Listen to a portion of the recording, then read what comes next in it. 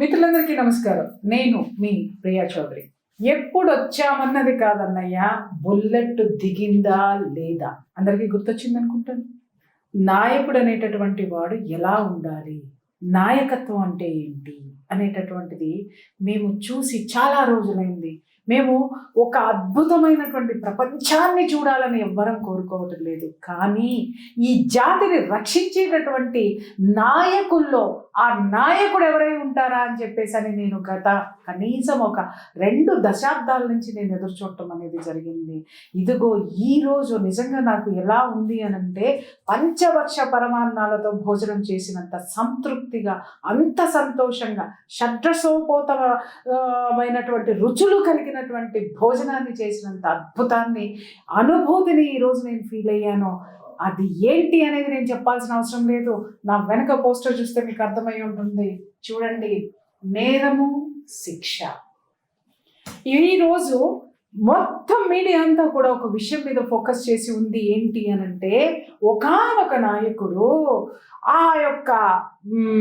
తన యొక్క రాష్ట్రంలో జరిగినటువంటి ఒక దారుణాన్ని చూసి ప్రతిపక్షాన్ని ఏమీ చేయలేక తనకు తాను కొరడాతో కొట్టుకున్నాడు కదా. ఆ పోస్టర్ అదే చెప్తుంది. ఏం చేస్తున్నాడు?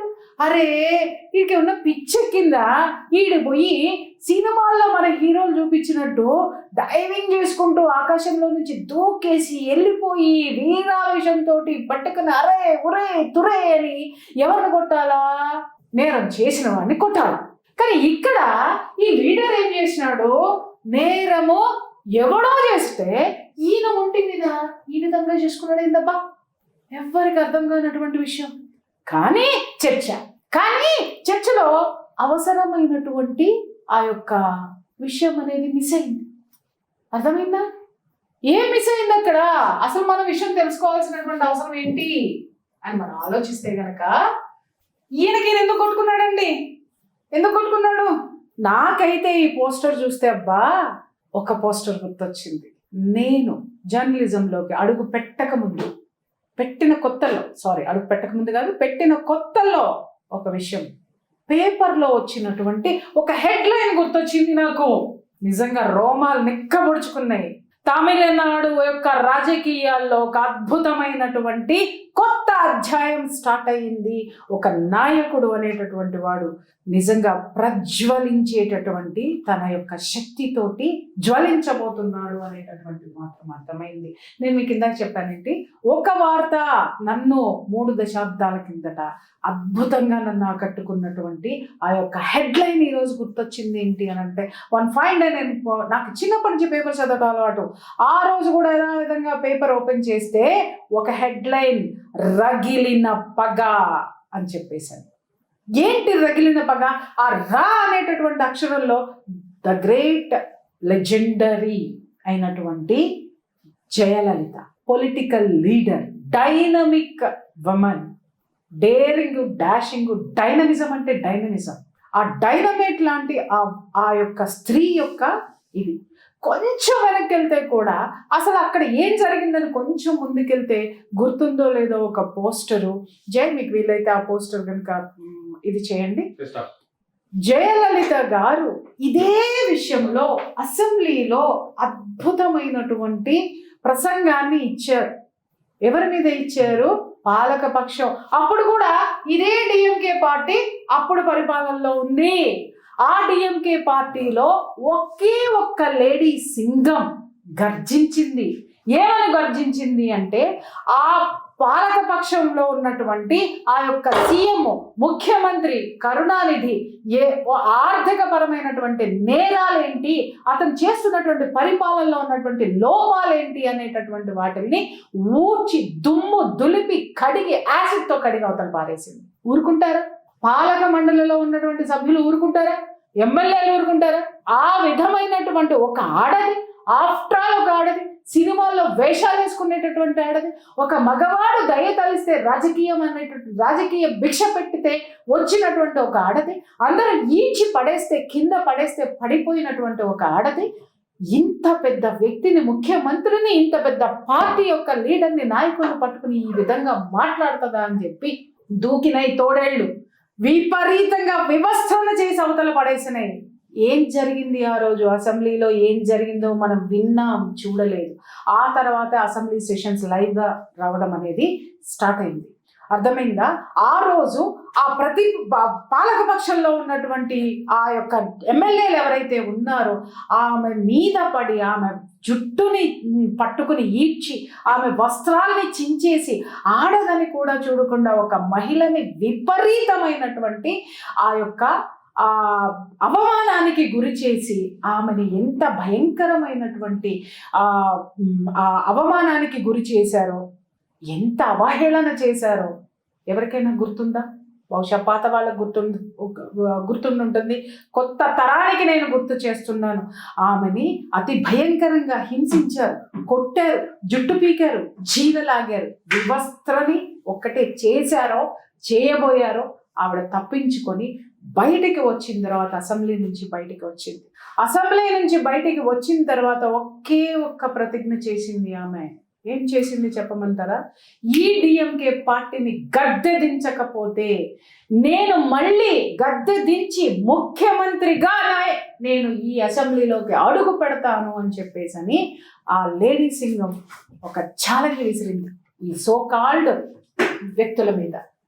చూడండి, అదే సీన్ ఈరోజు మనం ఇక్కడ చూస్తున్నాం. జయలలిత గారు అక్కడి నుంచి అసెంబ్లీ నుంచి బయటికి వచ్చి ఆవిడ చూడండి జుట్టంతా చెరిగిపోయి ఆవిడ ఇలా ఆ యొక్క చీరని ఇలా పెట్టుకుంది. ఆమె మొత్తం అంతా కూడా ఆమెను ఎంత భయంకరంగా వేసుకున్నటువంటి బట్టలు చించేసి ఆమెని జుట్టు పట్టుకుని లాగి కొట్టి అతి భయంకరంగా హింసించి అవమానించినటువంటి సంఘటనను మనం ఇక్కడ చూడొచ్చు.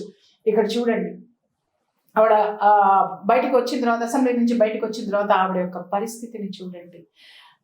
తమిళనాట రాజకీయాలు మాత్రమే కాదు మిస్టర్, మై డియర్ ఫ్రెండ్స్, ఈరోజు అన్ని రాజకీయాలు ఇలాగే ఉన్నాయి. ఆడదంటే గౌరవం లేదు, మహిళ అంటే చైతన్యం లేదు. ఎలా బ్రతుకుతున్నాము అంటే లేచామా, తిన్నామా, పడుకున్నామా, తెల్లారిందా, మళ్ళీ లేచామా, తిన్నామా, పడుకున్నామా, తెల్లారిందా. ఈ మధ్యలో ఏం జరుగుతుంది? లేచిన తర్వాత, తిన్న తర్వాత ఆఫీస్కి పోతున్నామా, నెలకు వచ్చేసరికి మన డబ్బులు వస్తున్నాయా, ఎందుకు అవి రాకపోతే ఈఎంఐలు సరిగ్గా కట్టగలుగుతున్నామా, కట్టలేకపోతున్నామా అనేటటువంటి ఒక ఫాల్స్ ప్రెస్టేజెస్ ప్రవాహంలో కొట్టుకుపోతున్న ఈరోజు యువతకి, ఈరోజు జనానికి బహుశా వీళ్ళ కష్టాలు, వీళ్ళ అవమానాలు తెలుసుకునేటటువంటి స్థితి లేదు. కానీ మై డియర్ ఫ్రెండ్స్, ఈరోజు నేను చెప్తున్నాను, కనీసం ఆడదానికి కొంతైనా భయపడుతున్నారు అంటే, ఇవాళ ఆడవాళ్ళకి కొంతైనా గౌరవం దక్కుతుంది అని అంటే కారణం ఇదిగో ఇలాంటి వాళ్ళు ఎదురు తిరిగి తమ యొక్క అస్తిత్వాన్ని నిలబెట్టుకోవడమే కాక ఆడవాళ్ళు ప్రతిన పూనితే ఏ విధమైనటువంటి సిచ్యుయేషన్స్, పరిస్థితులు ఉంటాయో నిరూపించినటువంటి ఆవిడ. ఇందాక నేను ఒక విషయం దగ్గర మొదలు పెట్టాను, ఈ విషయం దగ్గరికి వచ్చాను, మళ్ళీ అక్కడికి వస్తున్నా. అనుకున్న విధంగానే ఆమె జనంలోనే ఉంది. ఏ రోజు అసెంబ్లీకి అడుగు పెట్టాల, జనంలోనే ఉంది, జనంలో తిరిగింది, పాలకపక్షం యొక్క ఆ దాష్టీకాలను ఎండగట్టింది. వాళ్ళని ఏ విధంగా ఎన్ని రకాలుగా ఆమెను ఇబ్బంది పెట్టినా కూడా ఎదుర్కొని ధైర్యంగా ముందుకు నిలిచి పోరాడి చివరికి అసెంబ్లీలోకి ముఖ్యమంత్రిగానే అడుగుపెట్టింది. అది తమిళనాట రాజకీయాల ఛాలెంజ్ ఎవరైనా చేశారు అనంటే ఆ తమిళ ప్రజల యొక్క ఆ దమ్ము ఏదైతే ఉందో అది నేను మీకు ఇప్పుడు చెప్పబోతున్నాను. పెట్టిన తర్వాత ఆమె మళ్ళీ అసెంబ్లీలోకి అడుగు పెట్టలేదు.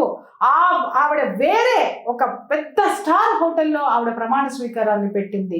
అప్పుడు అందరూ కూడా విమర్శించారు, ఈమెని ఇంత పెద్ద అసెంబ్లీని వదిలేసి అన్ని కోట్లు ఖర్చు పెట్టి ఆమె స్టార్ హోటల్లో ప్రతిజ్ఞ చేయటమే, ప్రమాణ స్వీకారం చేయటం ఏంటి, ఇలాంటి ఆడదాన్ని ఎంచుకుంటే ఇలాగే జరుగుతుంది, ఆడవాళ్ళకి పెత్తనం ఇస్తే ఇలాగే జరుగుతుంది, ఇంత అసెంబ్లీని రేపటి నుంచి స్టార్ హోటళ్లలో నడుపుతుందా అని మాట్లాడారు. చూడండి ఐక్యూ ఎలా ఉంటుందో. ఇమ్మీడియట్గా ఆవిడ ఏం చేసింది, తనని ఎక్కడైతే ఒక ఆడదానికి అవమానం జరిగినటువంటి ప్లేస్ ఉందో దాన్ని ఏం చేసింది, జనాల యొక్క విమర్శల్ని తిప్పికొట్టింది. ప్రతిపక్షాల విమర్శల్ని ఎలా తిప్పికొట్టింది అంటే ఆ అసెంబ్లీని ప్రజలందరికీ ఉపయోగపడేటటువంటి సూపర్ స్పెషాలిటీ హాస్పిటల్గా మార్చేసింది. ఎవరు మాట్లాడతారండి? ఇమ్మీడియట్గా కొత్త అసెంబ్లీ రూపుదిద్దుకుంది. ఎవరు మాట్లాడతారండి? అంత అద్భుతమైనటువంటి రాజకీయ నైపుణ్యము కౌశల్యము కలిగినటువంటి ఆ తమిళనాడులో ఈరోజు మరొక అద్భుతమైనటువంటి అధ్యాయానికి తెరతీసినటువంటి సంఘటన, ఒక విషాదకరమైనటువంటి ఇలాంటి విషాదకరమైనటువంటి సంఘటన నుంచి పుట్టడం అనేది ఇక్కడ మనం చర్చించుకోవాల్సిన విషయము. అన్నామలై నిజంగా ఈ యువకుడు నాకు చాలా ఇష్టం. నా ఇంట్లో ఎందుకు పుట్టలేదా అని నేను ఎప్పుడు ఆలోచిస్తూ ఉంటాను. ఇలాంటి వాడు నా వీధిలో ఎందుకు లేడా అని ఆలోచిస్తాను. ఇలాంటి వాడు నా రాష్ట్రంలో ఎందుకు లేడా అని ఆలోచిస్తాను. దమ్మున్న మగాడు, రాజకీయ నాయకుడు. అంతేకాదు వెల్ ఎడ్యుకేటెడ్ మిస్టర్. యువతకి నేను చెబుతున్నాను, జెండాలు పట్టుకుని తిరిగేటటువంటి మీరు ఏ ఎజెండా ఉన్నటువంటి రాజకీయ నాయకుల పట్ల తిరుగుతున్నారో, మీరు ఎలా నిర్వీర్యం అవుతున్నారో, మీ రక్తము ఆ యొక్క సాయంత్రం అయ్యేసరికి 90 ml తోటి ఎలా డైల్యూట్ చేయబడుతుందో తెలుసుకోవాలని నేను ఈరోజు ఈ టాపిక్ తీసుకున్నాను. అతను యువకుడు 30s ఉన్నాడు. ఒక ఐపీఎస్ ఆఫీసర్ అతనేమి మా కొంతమంది రాజకీయ నాయకురాల్లాగా రాజకీయాల్లో పుట్టి చిన్నప్పటి నుంచి గల్లీ లీడర్ నుంచి ఢిల్లీ లీడర్ దాకా ఎదిగినటువంటి వ్యక్తి కాదు. ఎడ్యుకేటెడ్. అతని జీవితంలో జరిగినటువంటి ఒక సంఘటన, అది కూడా ఒక ఆడపిల్లకి సంబంధించినటువంటి సంఘటన ఏదైతే ఉందో, ఒక ఆడపిల్ల మీద జరిగినటువంటి ఆ యొక్క అత్యాచారానికి సంబంధించి, అఘాయిత్యానికి సంబంధించినటువంటి విషయంలో ఆ బిడ్డకి న్యాయం జరిగింది, కానీ ఆ బిడ్డకి ధర్మం అనేటటువంటిది ఎక్కడ ఉంది అని ఆ యొక్క పేరెంట్స్ వేసినటువంటి ప్రశ్నకు సమాధానమే అతను ఒక పొలిటీషియన్గా మారాడు. పొలిటీషియన్గా ఎందుకు మారాల్సి వచ్చింది? ఐపీఎస్ ఆఫీసర్ కదా అనంటే, ఆఫీసర్లు చట్టాలకి న్యాయాలకి ఆ యొక్క వాటికి సెక్షన్స్కి అనుగుణంగా మాత్రమే వాళ్ళు పని చేస్తారు. కానీ ఆ చట్టాలను తయారు చేసేటటువంటి ఉద్యోగమే, పరిశ్రమే రాజకీయ నాయకులు. తాను గనక రాజకీయ నాయకుడిగా మారితే ఎన్నో అద్భుతమైనటువంటి చట్టాలను చేసేటటువంటి చట్ట సభలో కూర్చొని తన దృష్టికి వచ్చినటువంటి వాటిని ఏవైతే ఉన్నాయో ఎన్నో సంస్కరణలు తను చేయగలను అనేటువంటి ఉద్దేశంతో అద్భుతమైనటువంటి రాజకీయం అనేటటువంటి ఒక రంగాన్ని ఎంచుకున్నాడు ఆయన. ఎంచుకున్న తర్వాత నుంచి అతను తీసుకున్నటువంటి ప్రతి ఒక్క స్టెప్, అతను మాట్లాడేటటువంటి ప్రతి మాట, అతను చేసేటటువంటి ప్రతి ప్రసంగాన్ని నేను గమనిస్తూనే ఉన్నాను. ఎంత అద్భుతంగా ఉంటాయి. ఇలాగే జనాలని రెచ్చగొట్టే ప్రసంగాలు అతనిలో ఉండవు, ఆలోచింపచేసేటటువంటి ప్రసంగాలే ఉంటాయి. ఎంత కష్టపడ్డాడు అని అంటే, అట్లీస్ట్ ఇవాళ మన దక్షిణ భారతదేశంలో ఒక కర్ణాటకని తీసేస్తే మిగిలిన ఏ రాష్ట్రంలోనూ కూడా బీజేపీకి అంత పట్టు ఎందుకు లేదు? ఎన్నోసార్లు నేను వేసుకున్నటువంటి ప్రశ్న. నాట్ ఓన్లీ నేను పార్టీ గురించి మాట్లాడడం లేదు ఇక్కడ. ఒకవేళ ఖండించాల్సి వస్తే ఖండించుకోండి, నాకు సంబంధం లేదు. అరే, ఇక్కడ ఒక సనాతన ధర్మం పట్ల ఎవరికి కూడా ఏ విధమైనటువంటి భక్తి కానీ గౌరవం కానీ, వాళ్ళ ఆ సనాతన ధర్మంని నిర్వహించడం పట్ల చిత్తశుద్ధి కానీ ఎవరికి లేదు. కొద్దో గొప్ప ఒక పార్టీ 10 సంవత్సరాలు సుదీర్ఘకాలంగా ఉండి తర్వాత మళ్ళీ కూడా ఇప్పటికీ కూడా అది ఉండడం వల్లనే కనీసం ఒక హిందువు గొంతుక పెగిలింది, ధైర్యంగా చెప్పగలుగుతుంది. లేకపోతే ఈసరికి ఈ దేశము ఎలాంటి వాళ్ళ చేతుల్లో భ్రష్టు పట్టిపోయి ఉండేదో నేను తలుచుకుంటుంటే నిజంగా బాధాకరమైనటువంటి విషయం. అలాంటి సందర్భంలో కూడా నాకు పెద్ద క్వశ్చన్ మార్కు. అరే, మన దక్షిణ భారతదేశంలో ఒక నాయకుడు కావాలి, నడిపించే నాయకుడు కావాలి. నాయకుడు ఎవరై ఉండాలి అనంటే ఒక రాముడై ఉండాలి. ఎవరై ఉండాలి అనంటే గీతను బోధించే కృష్ణుడై ఉండాలి. ఎవడై ఉండాలంటే ఉగ్ర నరసింహుడై ఉండాలి. ఇలాంటివన్నీ నా మనసులో ఉన్న ఆ మూడిటి కలయికే నాకు ఈ అన్నామలైలో కనిపించినాయి.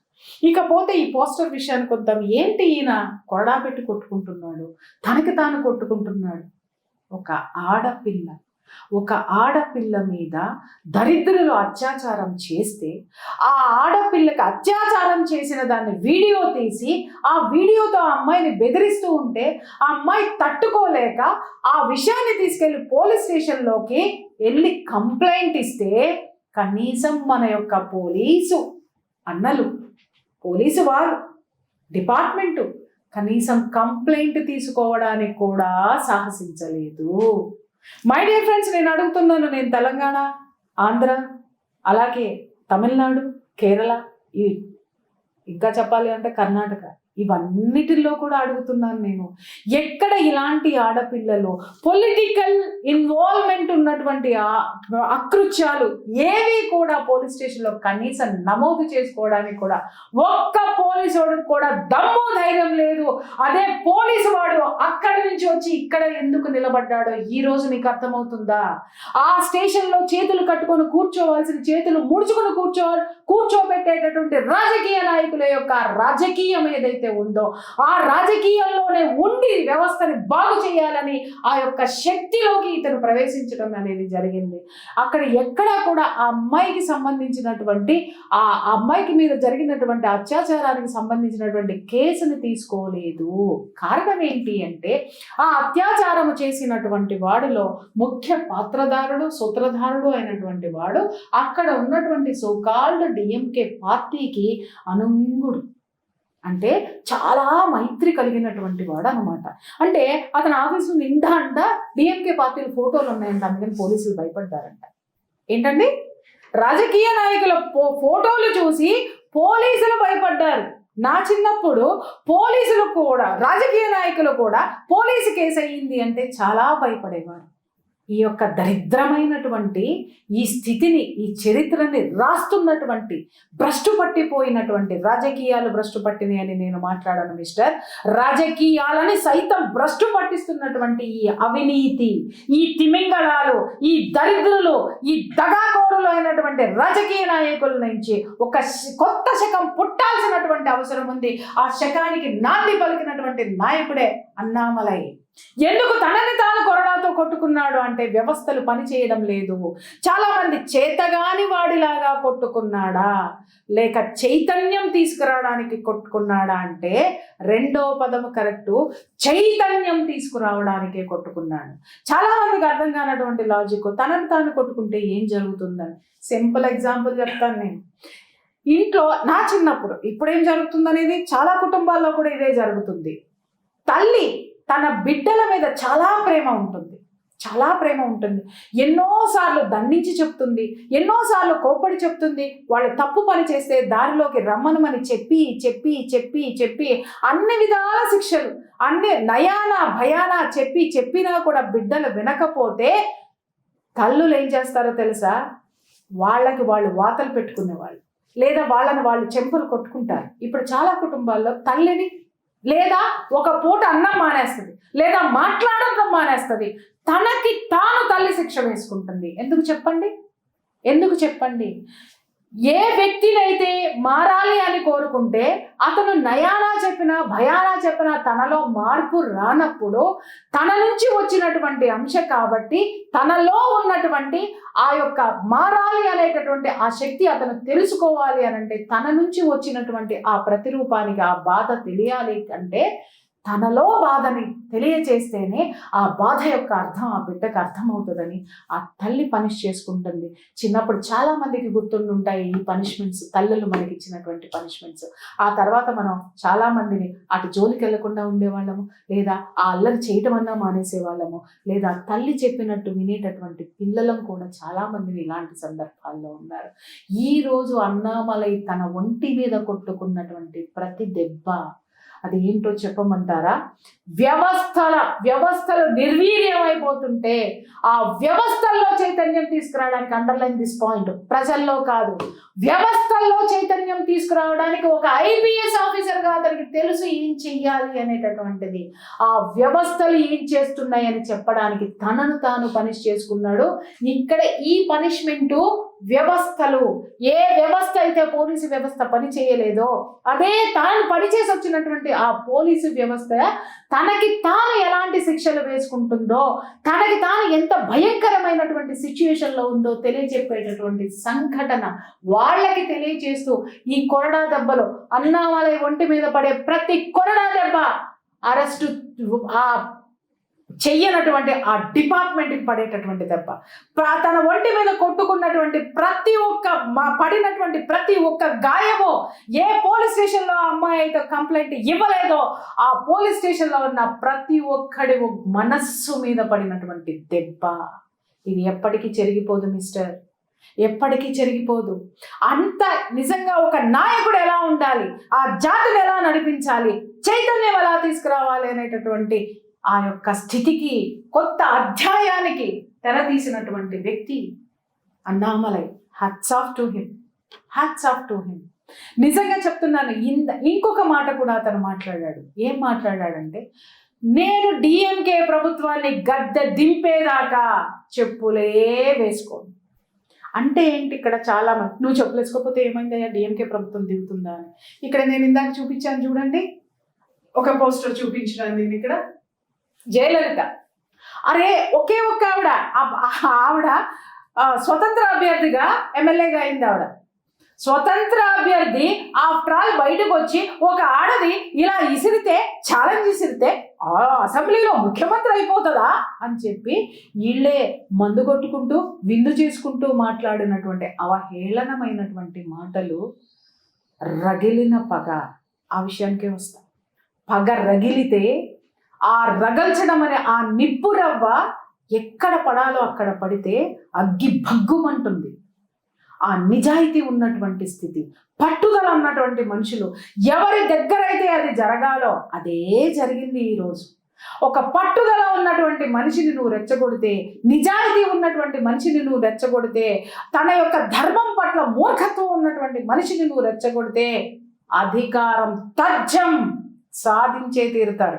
ఎందుకంటే వీళ్ళు ప్రాణాలకు లెక్క చేయరు. ఎందుకంటే వీళ్ళు కుటుంబాలు అనేటటువంటి చట్టంలో లేరు. వీళ్ళు ఉన్నది ఎక్కడ, వ్యవస్థని బాగు చేయాలి, పునర్నిర్మించాలి. ఈ యొక్క స్థితిలో జెండా వాదాలి అనేటటువంటి ఒక గొప్ప సంకల్పంతో వాళ్ళు ఉంటారు. కాబట్టి సాధించే తీరుతారు, సాధించే తీరుతారు. నిజంగా మార్నింగ్ మా గిరీష్ ఒక అద్భుతమైనటువంటి పేరు పెట్టాడు. నిజంగా దాన్ని ఆ టైటిల్ हंटर वाला, चाय वाला बन गया प्राइम मिनिस्टर, गाय वाला बन गया चीफ मिनिस्टर, हंटर वाला बन जाएगा Tamil Nadu CM. Underline this point. ఒక నాయకుడు ఎలా ఉండాలి అనేటటువంటిది ఆ యొక్క పుస్తకంలో ఈ హంటర్ వాలా ఒక్కొక్క పేజీని రాస్తున్నాడు. ప్రతి ఒక్క యువకుడు చదవాల్సిందే, ప్రతి ఒక్క యువకుడు దాన్ని ఫాలో అవ్వాల్సిందే. ప్రతి ఒక్కడు ఒక్కొక్క వ్యక్తిగా, శక్తిగా తయారవ్వాల్సిందే. ఎందుకు అంటే తయారవ్వకపోతే ఏం జరుగుతుంది? ఏమీ జరగదు. ఈరోజు ఆ ఆడపిల్లకి జరిగినటువంటి పరిస్థితే రేపొద్దున మన ఇంట్లో జరుగుతుంది. మన బిడ్డ, పక్క బిడ్డ, మన ఊర్లో, అన్ని చోట్ల జరుగుతుంది. ఆ రోజు నువ్వు రోడ్డు మీద కాదు కదా, కనీసం నీ ఇంట్లో కూడా గొంతెత్తలేనటువంటి పరిస్థితి వస్తుంది. మొన్న కూడా ఒకడు కామెంట్ పెట్టాడు, నాకు భలే నచ్చింది. వాడికి కౌంటర్ ఇస్తున్నాను నేను ఇప్పుడు. అరే ధర్మం గురించి మీరు గొంతెత్తుకొని చించుకుంటున్నారు, ధర్మం ఎవరికి కావాలండి? నా ఇంట్లో కూర్చొని నా ధర్మాన్ని నేను రక్షించుకుంటా, నీ ఇంట్లో కూర్చుని నీ ధర్మాన్ని నువ్వు రక్షించుకో, ఎవడో రోడ్డు మీదకి రాడు అని. అరే ముండా, రేపు పొద్దున నీ కొంపలో ఏదన్నా జరిగితే రోడ్డు మీదకి వచ్చేది నేను కాదురా, నువ్వు. అమ్మో నన్ను కాపాడండి, అయ్యో నన్ను కాపాడండి, వీళ్ళెవరికీ మనసే లేదా. ఎందుకు అంటే ఇప్పుడు జరుగుతున్నటువంటి ఘోరాలు జరుగుతున్నటువంటి కుటుంబ సభ్యులు ఎవరు కూడా జనాల్లో ఎప్పుడూ ముందుకు రాలా, ధర్మానికి ఎప్పుడూ ఆ మద్దతు తెలపలా, ఆ ధర్మం పట్ల వాళ్ళు ఎప్పుడూ నిబద్ధతగా ఉండి ఎరగలా. అందుకే ఈ రోజు వాళ్ళు రోడ్డు మీదకి వచ్చి మాకు న్యాయం జరగాలి, మాకు న్యాయం జరగాలి, మాకు న్యాయం జరగాలి అని మాట్లాడే గొంతుకలన్నీ ఒకప్పుడు నువ్వేరా బడుద్దాయి. అర్థమైందా? మనసులాయో నేర్చుకో. ఎవడు పడితే వాడు ఇష్టం వచ్చినట్టు కామెంట్లు పెడుతూ ఉంటే కౌంటర్ ఖచ్చితంగా ఇచ్చి తీరుతాం. ఎందుకంటే నువ్వు రావేమో, ముడ్డి కింద సోలగొట్టుకుని కూర్చున్నావేమో, కానీ శూలాలను దించేటటువంటి యువతని తయారు చేసేటటువంటి సమయం ఆసన్నమైంది. ఈరోజు హిమాలయాలు కూడా వస్తాయి. హిమాలయాలు కరిగించే ప్రయత్నం చేస్తున్నారు, కానీ హిమాలయాల ఎత్తును పెంచే ప్రయత్నం మేం చేస్తున్నాం. ఆ రక్షణని మేము పోనివ్వం, మాలాంటి కోట్ల మంది పోనివ్వరు. మా గొంతుకలన్నీ ఇదిగో, we stand with Hunter Wala, we support Hunter Wala. Thank you.